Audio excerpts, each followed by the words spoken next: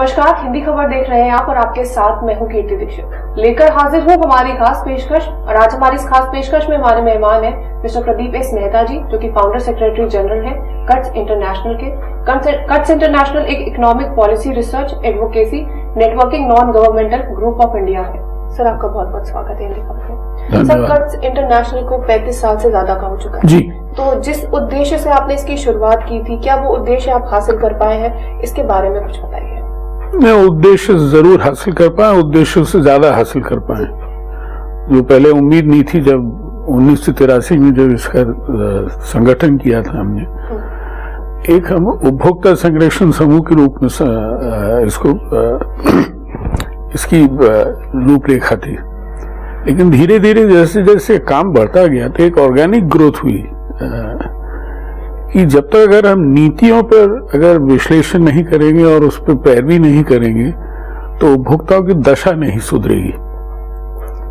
इस सोच से आज, इसीलिए अगर आप, जैसे आपने परिचय हमारा दिया इकोनॉमिक पॉलिसी, तो इकोनॉमिक पॉलिसी कंज्यूमर प्रोटेक्शन का एक मुख्य में, जैसा लोग कहते हैं कि कंज्यूमर्स आर द रेज़ ऑफ द एत्र ऑफ ऑल इकोनॉमिक एक्टिविटी, यानी बगैर उपभोक्ता के कोई आर्थिक विचार ही नहीं चल सकता कि जितनी आर्थिक व्यवस्था है सब उपभोक्ताओं के हित में है, लेकिन अहित ज्यादा होता है। इसी कारण से जो हमारा काम हम करते आ रहे हैं, तो मैं समझता हूँ जो सोच थी हमारी 1983 में, उससे हम काफी अधिक बढ़ पाए। ग्राम कदर पेपर की जैसे कि आपने शुरुआत करी, जिसके जरिए आप उस तबके को वो सारी इंफॉर्मेशन, वो सारी चीजें बताना चाहते थे जो सरकार ने उनके लिए की है, लेकिन उनको उस चीज की, उनकी बनाई पॉलिसीज की जानकारी नहीं होती थी। तो किस तरह से आप उनको ये जानकारी देते थे? किस तरह की डिफिकल्टी आपको फेस करनी पड़ती थी? किस तरह के चैलेंजेस होते, उसके बारे में देखिए। ग्राम कदर अखबार जो है, ये कट्स की स्थापना से पहले शुरू किया था। उस समय जबकि राजस्थान में कई गांवों के अंदर टेलीविजन की सुविधा भी नहीं थी, खाली रेडियो ही संचार माध्यम था। तो हमने उस समय सोचा, लोगों से जो बातचीत करी, कि एक भित्ति पत्र हमने सृजन किया और भित्ति पत्र के आधार पर हमने उसमें 18 पॉइंट का फॉन्ट लेकर, ताकि आप लोग चौराहे पे पढ़ सके। तो एक एक अखबार हमने देखा कि कम से कम 200 लोग पढ़ पाते थे, यानी उसका इतना मल्टीप्लाई इफेक्ट होता था। चौराहे पे लगा देते थे या पंचायत पे, और इसको लगाने का भी एक बड़ा एक नवीनीकरण हमने किया था कि हम कैसे लोगों के पास पहुंच पाए। तो आज हमारी जो पोस्टल व्यवस्था है गांवों के अंदर, वो है एक, जिसको बोलते हैं अतिरिक्त विभागीय, एक्स्ट्रा डिपार्टमेंटल, यानी आम जो कोई चक्की, किसी की चक्की का मालिक है या आटा चक्की का मालिक है या स्कूल में पढ़ाता है वगैरह वगैरह, तो वो लोग पार्ट टाइम में लोग काम करते थे। लेकिन इनकी जो स्थिति थी काफी खराब थी, इनको इतने पैसे नहीं मिलते थे, तो मेहनताना नहीं मिलते थे जितना उनको मिलना चाहिए था। तो उनसे हमने एक आत्मिक लगाव लगाकर इस अखबार को जारी किया। तो उसने देखा कि इससे हमें सफलता मिली और ये लोगों तक पहुंच पाया। ये जरूरी है मेरे को समझाना है, जो मैकेनिक्स से जो। अब ये देखा कि सरकार की इतनी योजनाएं होती है, लेकिन लोगों के पास जानकारी नहीं रहती है, और जो हमारा प्रशासन है नीचे के स्तर का, वो जानकारी पहुंचाता भी नहीं है। तो आप कौन और कौन को मैंने दिक्कतें मूल करे, तो नीचे के स्तर के पटवारी है, तहसीलदार है वगैरह। तो इसके जरिए वो सूचना पहुंचाते थे और इसका काफी लाभ मिला। मुझे अभी भी याद है, एक मंच पे जब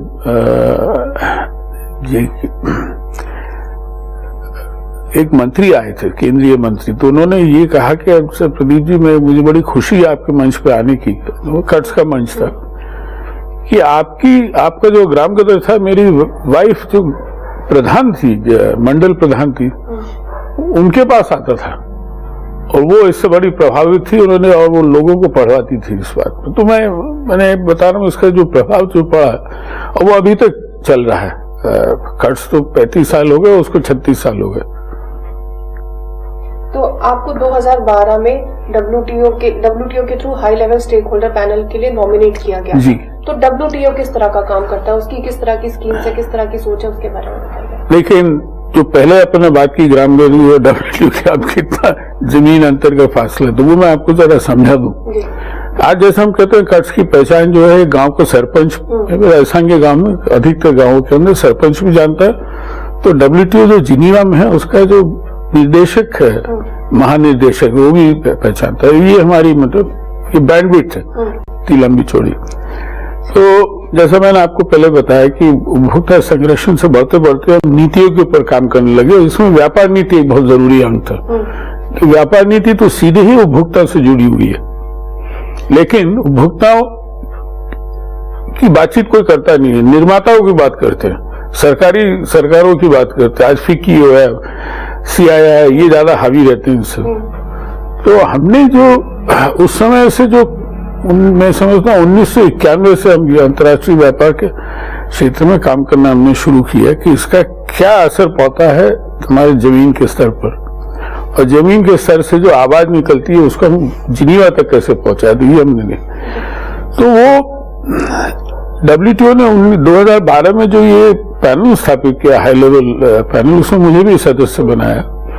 मैं समझता हूँ मैं खाली एक ही अकेला ही गरीब देशों में से था, पूरी उस 12 सदस्यीय समिति थी ये, और उपभोक्ताओं का पक्ष रखने के लिए उस की व्यापार नीति भविष्य में कैसी होनी चाहिए।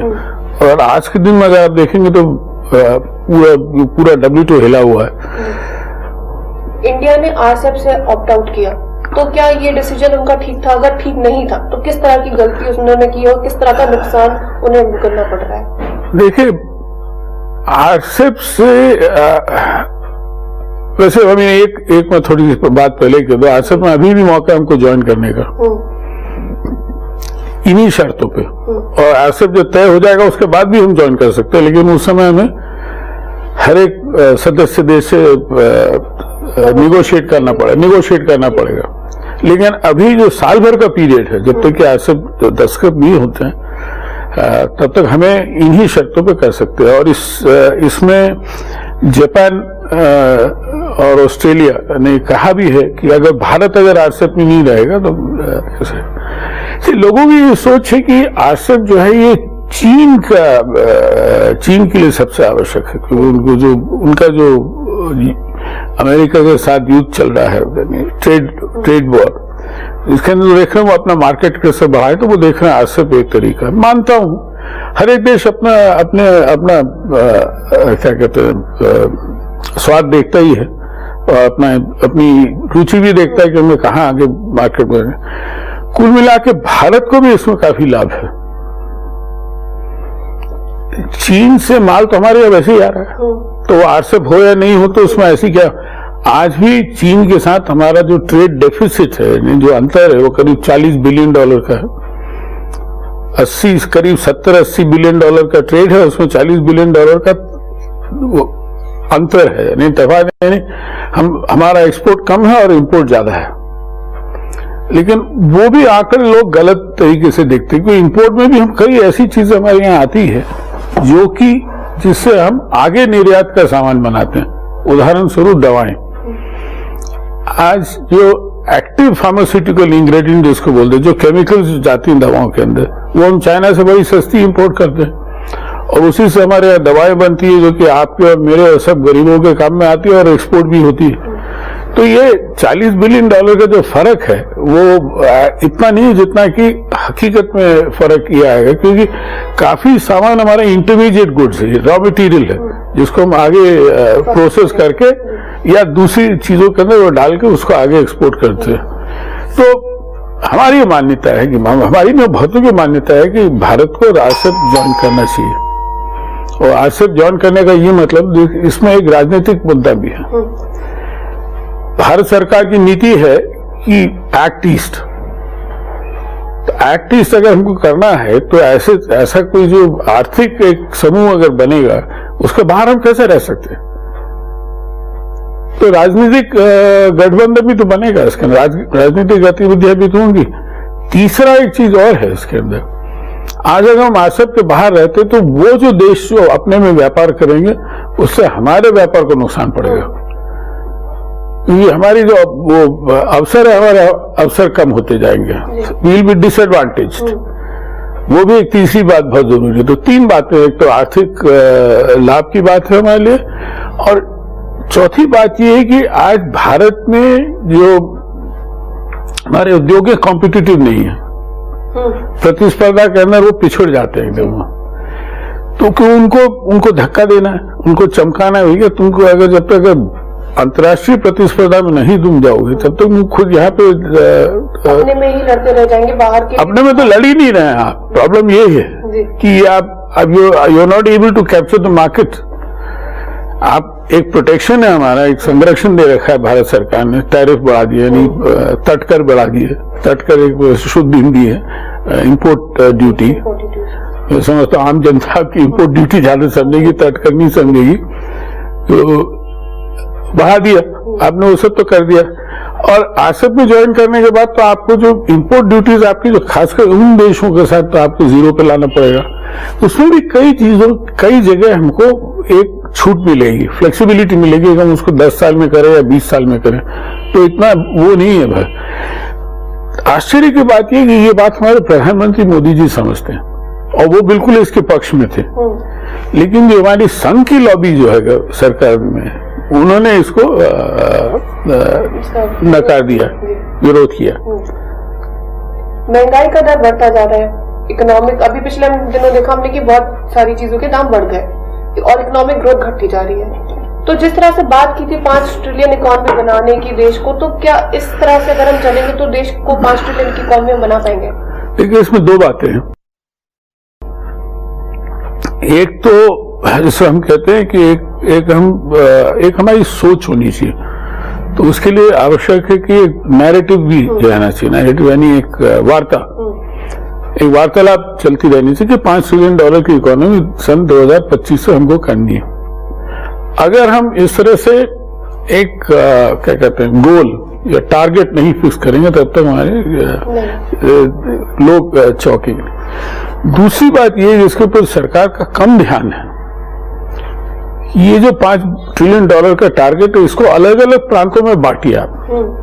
उदाहरण स्वरूप यूपी के मुख्यमंत्री योगी आदित्यनाथ ने कहा है कि मैं यूपी से $1 ट्रिलियन 2025 तक उसका ले आऊंगा। अगर यूपी $1 ट्रिलियन ले आएगा तो हमारे लिए $5 ट्रिलियन लाना बहुत ही आसान है जी। अच्छा, दूसरी बात ये तो सोच है, जैसा मैंने बताया, ये सोच भी जरूरी है, एक नैरेटिव भी करना जरूरी है और कोशिश भी करनी है। लेकिन आज हमारे सामने सबसे बड़ी समस्या क्या है आपको मालूम? जिसको कहते हैं अंग्रेजी में twin balance sheet. Twin balance sheet का ये मतलब है जो बैंकों के पास जो ये नॉन परफॉर्मिंग एसेट्स की इतनी बड़ी मात्रा है और रोज नए मुर्दे निकल के आ रहे हैं, पता नहीं लगा कि ये था या नहीं था। तो वो एक सबसे हमारा पिछड़ने का कारण, तो इसी कारण से नया निवेश नहीं हो पा रहा है। और बैंक भी बैंक जो है वो बड़े सतर्क हो गए और ज्यादा ओवर कॉशियस हो गए, कंजर्वेटिव हो गए आगे लोन देने के लिए। तो जब तक कि पूंजी निवेश नहीं बढ़ेगा तब तक हम वो $5 ट्रिलियन की इकोनॉमी नहीं कर पाएंगे। लेकिन इसको करने के लिए बहुत जरूरी है भारत सरकार को बैंकों की जो ये बैलेंस शीट इसको साफ करे, चाहे वो 1 लाख करोड़ हो या 10 लाख करोड़ हो या 15 लाख करोड़, अलग अलग एस्टिमेट आते हैं एनपीएस के। 15 लाख करोड़ भी आते हैं। लोग कहते हैं कि जितना है हकीकत में उतना तो सरकार बताती नहीं है। तो जो भी उसको आप साफ करें, आप एक झटके से साफ करके खत्म करें आप, ठीक है, start the banks with fresh balance sheet and then that is the way forward, that you have to find a way as to how we can clean the balance sheets of all the banks which are struggling under. This is not to talk about frauds. जो बेईमानी जैसे नीरव मोदी का, वो अलग किस्सा है। तो बात करें जिनकी कहते जिन्होंने ऋण लिया और ऋण चुका नहीं पाए हैं, और वो फॉर्चुनेटली एक जो इंसॉल्वेंसी एक्ट है वो तो काम कर ही रहा है। तो जो हमारे जो एसेट्स जो फैक्ट्रियां बंद हो रही हैं उनको दूसरा तो खरीद रहा है। सबसे बड़ी जो अभी खरीद हुई थी ये एसआर स्टील, तो लक्ष्मी मित्तल ने खरीद ही लिया और उसको साफ भी कर लिया। 6,000 करोड़ लगे या 10,000 करोड़ लगे, जो भी हो। तो कम से कम वो एसआर स्टील की जो एक एसेट बने हुए तो उसका प्रोडक्शन में तो वापस आएगा, नहीं तो बंद पड़ेगी। तो ऐसे कई चीजें जो भारत सरकार ने की है, उससे मैं समझता हूँ आगे बढ़ेगा। लेकिन सबसे महत्वपूर्ण बात जो मैंने कही, जब तक कि एक गोल सेट नहीं करेंगे, एनपीए नहीं, गोल सेट करना तो जरूरी है। गोल नहीं सेट करेंगे तो एक वार्तालाप नहीं होगी, वार्तालाप नहीं होगी तो आप जो जिसे कहते हैं ना एनिमल स्पिरिट्स, जो हमारे जो भारतीयों के अंदर जो एक एनिमल स्पिरिट होती है एंटरप्रेन्योरशिप की, वो उसको नहीं आप आगे बढ़ा पाएंगे। कुल मिलाकर नहीं, बैंकिंग सेक्टर को सुधारना बहुत जरूरी है ताकि पूंजी निवेश बढ़ सके। तो बैंकिंग सेक्टर्स को तो मर्ज करने की बात करें, बहुत नहीं, मर्ज करने से तो क्या होगा? मर्ज करने से ठीक है, आप सोचेंगे बड़े बैंक हो जाएंगे तो वो माने उनकी जो बैड डेट्स हैं, जो कि ऋण उनको वापस लोन वापस नहीं आएगा, उसको राइट ऑफ करें और ईमानदारी से करें। आज प्रॉब्लम है कि ईमानदारी भी तो नहीं है ना इसमें, क्योंकि लोग छुपा रहे हैं, बैंक छुपा रही है कि हमारा इतना कर्ज बाकी है या इतना कर्ज हमें माफ करना है, तो कर्ज माफी तो करना पड़ेगा। आज हम कृषि में कर ही रहे ना कर्ज माफी, किसानों की कई ज्यादा कर्ज। हाँ, और किसानों को भी कहना सही है कि हमारा कर रहे हैं तो आप कौन सा उद्धार कर रहे हैं? तो इतने बड़े बड़े तो उद्योग हैं। हाँ, तो सरकार एमएसएमई सेक्टर्स को काफी ज्यादा भी फायदा दे रही है, उनके लिए लोन अवेलेबल करवा रही है इजी तरीकों से, और उन्हें स्किल डेवलपमेंट की जो काफी ज्यादा तैयारियां होती है उसमें भी मदद कर रही है। तो क्या जिस तरह का बजट सरकार दे रही है, जिस तरह के लोन्स उन्हें अवेलेबल करवा रही है, जिस तरह से क्रेडिट कार्ड उन्हें अवेलेबल करवा रही है, वो उतना सफिशिएंट है जो एमएसएमई सेक्टर है? मैं समझता हूँ कि जितना कर रही है काफी कर रही है। अब इसमें अपना देश बड़ा कॉम्प्लेक्स और बड़ा है, लेकिन अगर आप स्मॉल स्केल सेक्टर की बात करें तो वो अभी भी कुल मिला के संतुष्ट नहीं है। लेकिन दूसरी बात ये भी है कि ये भी कह रहे हैं कि अभी तक जो मुद्रा बैंक मुद्रा योजना के जरिए जो उन्होंने जो इतना ऋण बांटा है छोटे उद्योगों में, छोटे व्यवसाय में, खाली उद्योग नहीं है, व्यवसायी भी है, यानी आप दुकान खोली तो भी आपको ऋण मिल गया। वो उसमें बैड डेट बढ़ेगा। सवाल ये कि अगर वो बैड डेट बढ़ेगा तो ये क्यों बढ़ेगा? तो जब उनको ऋण दिया गया, जब लोन उनकी दिए गए, तब सही तरीके से उसकी क्या कहते हैं असेसमेंट किया कि नहीं किया, उसका सही तरह से आकलन किया कि नहीं किया कि इतना ऋण उनका।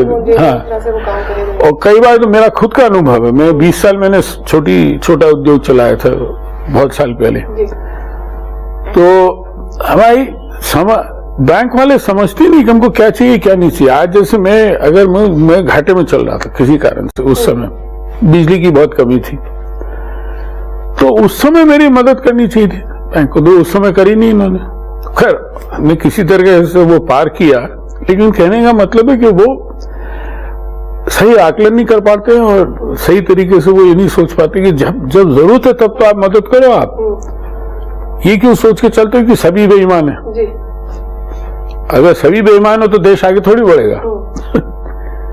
तो ये सोच की बात है। और लेकिन मैंने आपको जैसे बताया पहले भी, आज हमारी सबसे बड़ी जो कठिनाई है और मैं समझता हूँ बाधा है विकास में, आर्थिक विकास में, वो है बैंकों की जो खराब व्यवस्था। तो उसमें जो स्मॉल स्केल यूनिट्स की है वो भी ऐसे लोग कहते हैं, अब पता नहीं हकीकत क्या है कि कितना बैड डेट हुआ या नहीं हुआ है। लेकिन कुल मिला के ये तो मान के चलना पड़ेगा कि किसी भी देश की इकोनॉमी के अंदर स्मॉल स्केल सेक्टर का बहुत बड़ा योगदान रहता है, और पर कैपिटल बेसिस पे वो ज्यादा नौकरियां देते हैं जी। और एक्सपोर्ट भी ज्यादा करते हैं पर कैपिटल, यानी अगर तुलनात्मक दृष्टि से अगर आप देखें बड़े उद्योगों की तुलनात्मक दृष्टि से, तो छोटे उद्योगों को आगे बढ़ाना चाहिए। मैंने जैसा बताया 20 साल मैंने भी छोटा उद्योग चलाया, मुझे मालूम है क्या कठिनाई कर रही हो। तो एकदम छोटा उद्योग चलाना एक सुपरमैन का काम होता है। का ध्यान रखना पड़ता है। अरे आप लेबर वेलफेयर ऑफिसर भी हैं अपने, और मार्केटिंग डायरेक्टर भी हैं, और सारे काम आपको करने पड़ते हैं छोटे उद्योग के अंदर, तो इतना आसान नहीं है। तो आपके हिसाब से डेवलपमेंट चैलेंजेस कौन कौन से हैं जो देश फेस कर रहा है इस टाइम? आज सबसे बड़ा डेवलपमेंट चैलेंज तो सोशल स्टेबिलिटी का।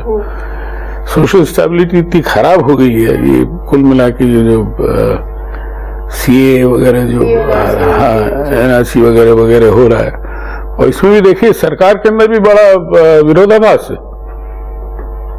होम मिनिस्टर कहते हैं एनपीआर होगा और प्रधानमंत्री कहते हैं एनपीआर पे भी कोई चर्चा ही नहीं हुई है, चर्चा नहीं हुई। देखिए क्या शब्द का उन्होंने चुना है। मंत्रिमंडल में अभी तक इसके लिए कोई चर्चा नहीं की गई। चर्चा ये कहना चाहिए तो निर्णय ही नहीं हुआ, और वो पार्लियामेंट में कह रहे हैं निर्णय हुआ। तो कुल मिला के इन सब चीजों से सोचना चाहिए सरकार को कि आप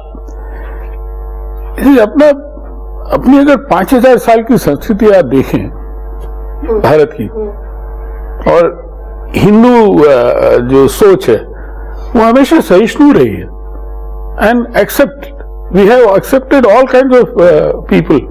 पारसी आए हैं, जूस आए हैं इंडिया में, सभी आए हैं।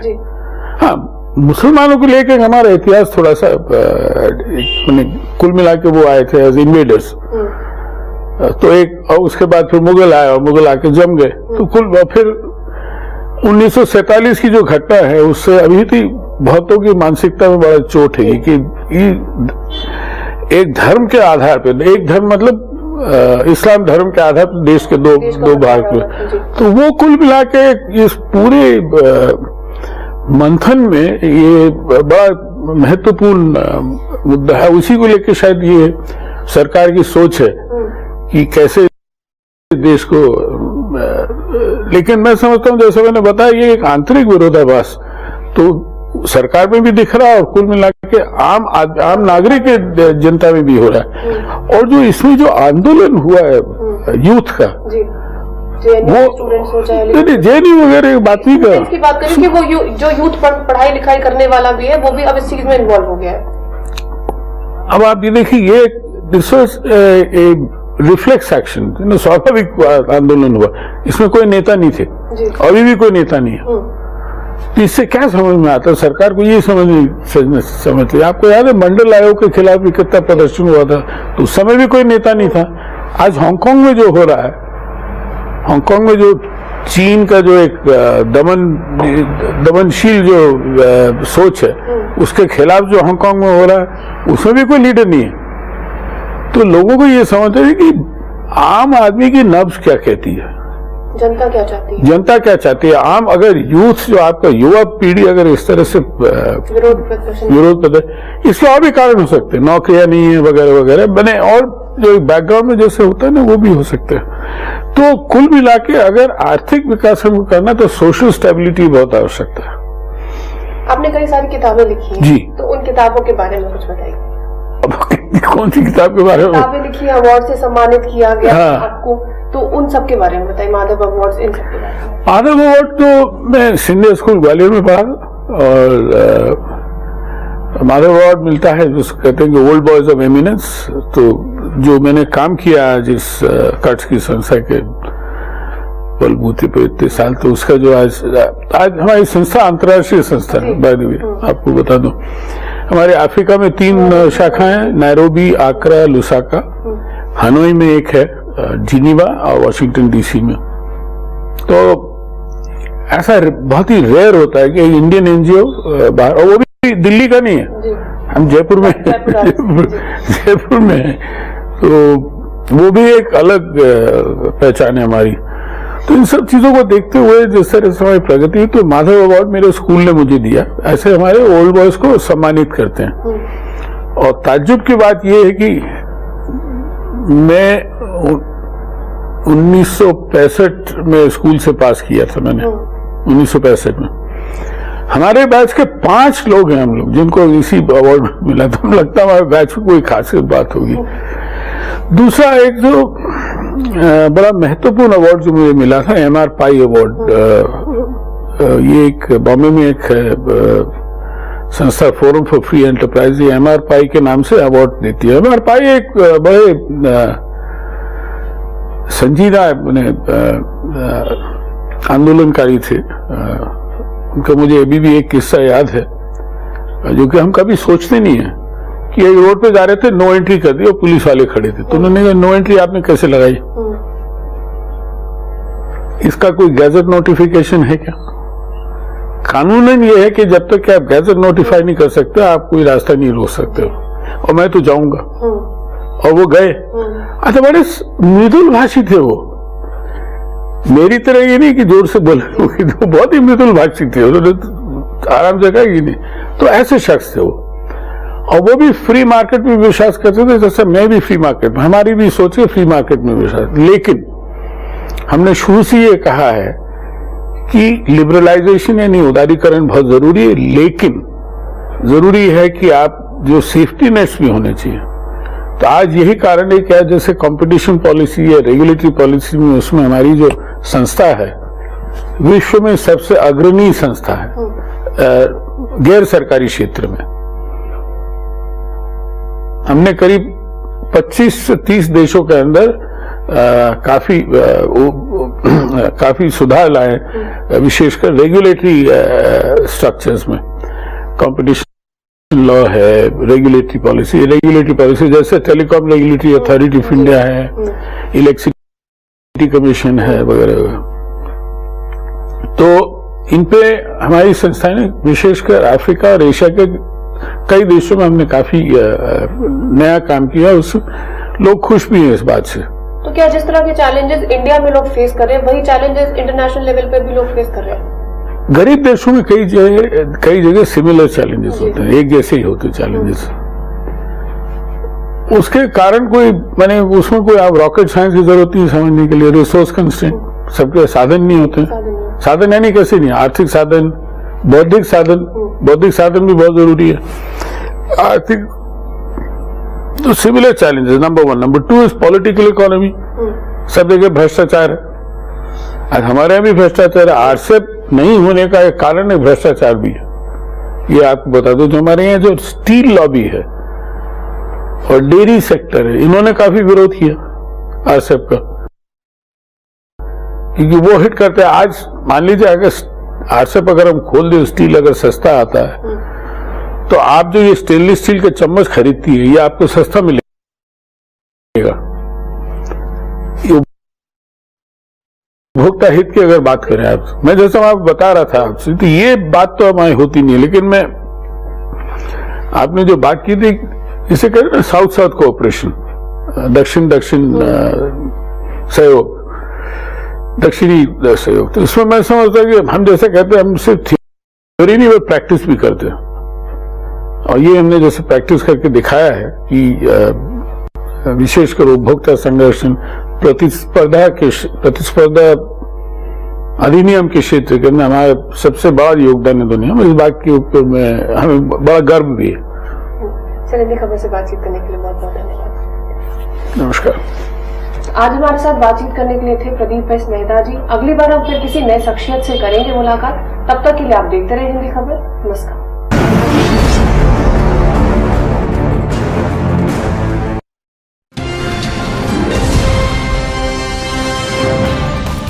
घंटी का बटन दबाइए और हिंदी खबर से जुड़ जाइए।